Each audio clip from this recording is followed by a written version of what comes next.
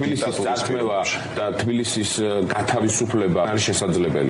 ირაკლი კუპრაძის ამ განცხადებამ რადიკალების ნაწილი წყობიდან გამოიყვანა. თვითმმართველობის არჩევნების მოახლოებასთან ერთად ვითომდა ერთიან ოპოზიციაში დაპირისპირება დღითი დღე მწვავდება. ხანდაზმული თაღლითების პარტიაში ახლა მოგების შანსების პროცენტულობას ითვლიან. ლელოში უკვე ღია დადასტურებენ, რომ საარჩევნო რელსებზე შედგნენ. ეს მორიგი შემთხვევაა, როდესაც რადიკალურმა ოპოზიციამ ფასადური ერთობა ვერ შეინარჩუნა. 2021 წელს შევძელით და წავართვით დაახლოებით 10-ზე მეტი ქალაქი. მას შემდეგ ძალიან ბევრი რამ შეიცვალა.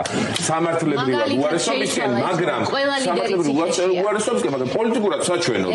რადიკალების ისტორიისაგან ირაკლი კუპრაძის დაცვა დღეს საკუთარ თავზე გახარიას პარტიამ აიღო. ანა ბუჩუკური იმედოვნებს, რომ ლელო რაციონალურ გადაწყვეტილებას მიიღებს. მეტიც, ბუჩუკური ოპოზიციურ პარტიებს უმოქმედობაში ადანაშაულებს და ამბობს, რომ ბოიკოტი თავისი შინაარსით არ აქმედება, არამედ უმოქმედობაა. ვურჩევთ ლელოს, რომ რაციონალურად მიიღოს გადაწყვეტილება და არა ემოციურად. ობიექტური კითხვა დავსვით ის იმ პოლიტიკური პარტიების მისამართით, რომლებიც უპირობოდ ბოიკოტს უცხადებენ, ხო? არჩევნებს და ვიკითხეთ ძალიან მარტივი რამ. კი ბატონო, ბოიკოტის გამოცხადება თქვენი უფლებაა და თქვენი ნებაა, მაგრამ საკუთარ ამორჩეულს რასეუბნებით, როგორია ბოიკოტის შემდეგ თქვენი გეგმა. იმიტომ რომ ბოიკოტი თავის შინაარსით ქმედება კი არ არის, უმოქმედობაა. ბოიკოტი თავის შინაარსით არის ქმედებისგან თავის შეკავება. ლელო გახარიას პოლიტიკური დუეტი დღეს მწვავედ გააკრიტიკა ნაციონალური მოძრაობის წევრმა ლევან სანიკიძეს მიაჩნია, რომ პოზიციის ცვლილება მოუწევს. წინააღმდეგ შემთხვევაში პარტიას საკუთარ ამომრჩეველთანაც პრობლემა შეექმნება. მეტიც, არჩევნებში მონაწილეობის თეორიას სანიკიძემ იდიოტიზმი უწოდა. თამაშგარეთ მდგომარეობაში თუ ვინმე იყენებს თავს ხალხისგან, არის ის პოლიტიკური პარტიები, რომლებიც ჯერ კიდევ მსჯელობენ მიიღონ თუ არა ირაკლი ყობახიძეს, გიორგი კალანდარიშვილის მიერ ჩატარებულ არჩევნებში, ვინ ჩაიყენებს თავს თამაშგარეთ მდგომარეობაში, ეს არის საკითხავი. და დარწმუნებული ვარ, რომ ლელოს მოუწევს პოზიციის ცვლილება. წინააღმდეგ შემთხვევაში წავა იმდენად დიდი მასის წინააღმდეგ ამ გადაწყვეტილების მიღების პროცესში, რომ საკუთარ ელექტორატთანაც კი ექნება პრობლემა. მე საერთოდ არ ვიმსჯელებ ამ იდიოტიზმზე, რაც დაკავშირებულია მხოლოდ თბილისში არჩევნებში მიღებასთან დაკავშირებით. ნაციონალური მოძრაობის ყოფილი თავმჯდომარის ფანტაზია უფრო შორს წავიდა. ლევან ხაბეიშვილის შეფასებით, ის ვინც თვითმმართველობის არჩევნებში მონაწილეობას მიიღებს, იქამდე სანამ ოპოზიცია საერთო მესიჯბოქსზე ჩამოყალიბდება, კოლექტიურ ნაცმოძრაობაში ერთმანეთს თავს ესხმიან და სხვადასხვა ბრალდებებს უყენებენ. ახლების წევრი მაია კოპალეიშვილი მიიჩნევს, რომ ლელო და გახარიას პარტია სახელისუფლებო გუნდის თამაშს თამაშობს. ლელოსა და გახარიას პარტიის პოზიცია რო გაურკვეველია თვითმმართველობის არჩევნებში მონაწილეობასთან დაკავშირებით.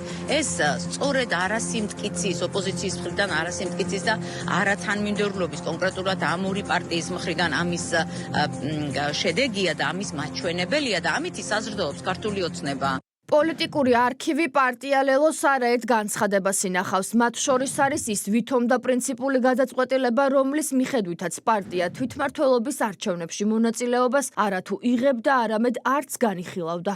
ჩვენ, როგორც ლელო ძლიერ საქართველოს, ახლა საუბრობთ მხოლოდ ახალი არჩევნების ეროვნული არჩევნების ჩატარებაზე. ნებისმიერი მსჯელობა ამ მომენტში თვითმმართველობის არჩევნებზე მხოლოდ დამნეულებას იწვევს და რა თქმა უნდა ემსახურება ფოკუსის გადატანას მთავარი პრობლემის გადაჭრისგან. კოალიცია ლელო ძლიერი საქართველო ამ ეტაპზე არც კი უმსჯელია და არც მიმდინარეობს მსჯელობა თვითმმართველობის არჩევნებზე. პროცესებს მშვიდად აკვირდება მმართველი გუნდი. საპარლამენტო უმრავლესობა დარწმუნებულია, რომ ოპოზიციას, რომელმაც საპარლამენტო არჩევნების შემდეგ ელექტორატი დაკარგა, ოქტომბერშიც დიდი უპირატესობით დაამარცხებენ.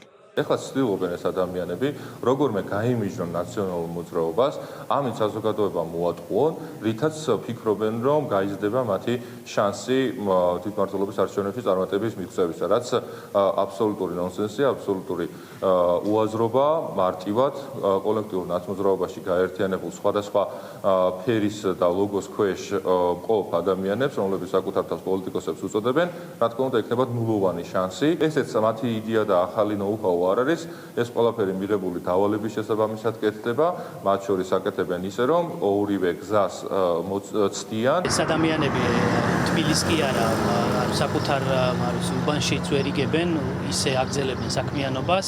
ფაქტი ერთია, რომ ოპოზიციას არ აქვს არც რაიმე არ ყავს არც ლიდერი, არც აქვს რაიმე იდეა, რაიმე შეთავაზება მოსახლეობისთვის და ჩვენ ხედავთ, რომ დღიდან დღემდე რაღაც გაუაზრებელ ახალ ინიციატივებს აყენებენ. მას შემდეგ რაც ოპოზიციამ თავისივე ხელით უარყო თავისი ამორჩევლის არჩევანი და გარე კარნახს გაყვადა ქვეყანაში ამ დესტრუქციის, ასე ვთქვათ, წახალისებას და ამ დესტრუქციულ ქმედებებს უწყობს ხელს. დღეს სწორედ ამ გაჭირებაში არიან, არიციან მიიღებენ თუ არ მიიღებენ მონაწილეობას. რაღაცა ნაწილი მიიღებს, რაღაცა ნაწილი არ მიიღებს. ამას ჩვენთვის პრინციპულად გადამწყვეტი მნიშვნელობა არანაირად არ აქვს. მიიღონ მონაწილეობა არჩევნებში და მაგას ნახავთ, ვის აქვს შანსი და ვინ გაიმარჯვებს ადგილობრივი თვითმმართველობის არჩევნებში. მე ბევრჯერ მithქვამს და კიდევ ერთხელ გავიმეორებ, ის რაც დედაქალაქში 2017 წლიდან მოყოლებული გაკეთდა, მე არ მახსოვს, ახლა რა თქმა უნდა ჩვენ ყოლია წარმატებული ადამიანები, განხორციელებულად წარმატებული პროექტები, მაგრამ ამ მასშტაბის პროექტები დედაქალაქში რაც ბოლო წლების განმავლობაში გაკეთდა, მე არ მახსოვს და რა თქმა უნდა ეს ყველაფერი არის დამსახურება ქართული ოცნება დემოკრატიული საქართველოს.